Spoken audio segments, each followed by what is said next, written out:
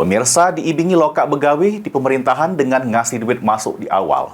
Tarisa, warga Jalan Rawajaya, Kecamatan Kemuning, Palembang, laju kena tipu oleh kawan dewek jutaan piah. Atas kejadian tersebut, korban direwangi mamangnya, datangi Polrestabes Palembang, bikin laporan polisi.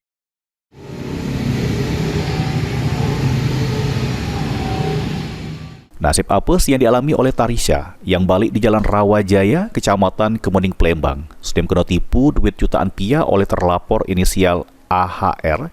Atas kejadian tersebut, korban yang direwangi mamangnya laju datangi Polrestabes Palembang bikin laporan polisi. Kejadian berbulok korban yang lagi nyari gawean ditawari oleh terlapor AHR untuk begawe jadi karyawan honorer di salah sikok pemerintahan yang berada di Palembang. Cuma sebelum begawe, korban harus ngasih duit sebesar 20 juta piah biar cepat masuk begawe.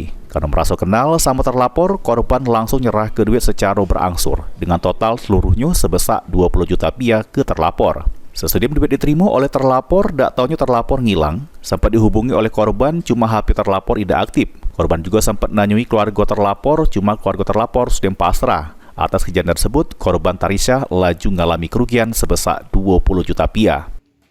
Aku tuh dijanjiin untuk bekerja sama Abel Hikmah Inayal sebagai honorer di DPS. Kedua ada waknya yang sebagai kepala DPS Kota Palembang dijanjiin untuk jadi honorer di sana. Namun selama beberapa hampir 10 bulan itu tidak ada kejelasan.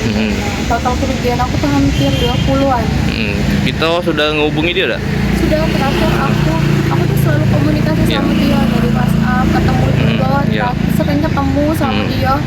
Namun dan dia tuh tidak pernah kita tuh ngerasa dibohongi tadi tuh kan karena teman tadi.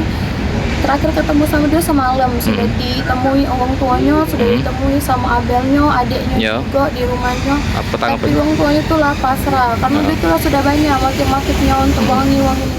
Ini laporan Tarisha sudah diterima oleh pihak kepolisian. Terus bakal ditindaklanjut oleh Satreskrim Polrestabes Palembang guna pengembangan lebih lanjut. Suryadi, PAL TV.